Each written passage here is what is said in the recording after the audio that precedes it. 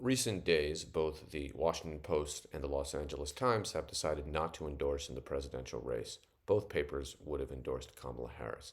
On some level, this isn't very important. The LA Times is a good newspaper, but it's essentially a regional newspaper in a state that's pretty solidly for Kamala Harris. The Washington Post probably isn't speaking to too many undecided voters.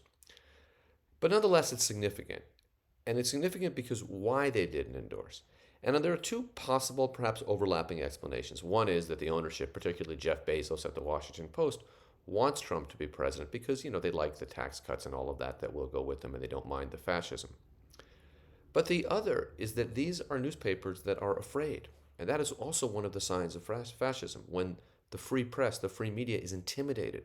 And what they're afraid of is that if Trump does win, he will harass, punish, and intimidate them.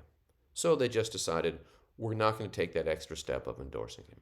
So you can call it cowardice, because the best case scenario here is that it's cowardice. But it is cowardice in the face of a real threat. And that tells us something about how Trump and the MAGA fascist movement have changed our politics.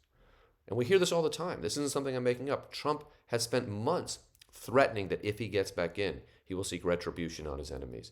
And both the Washington Post and the LA Times decided on balance, it's not worth taking a courageous, principled position to get on Donald Trump's enemies list. And that is a very, very bad sign for a democracy that is absolutely dependent on free and strong media.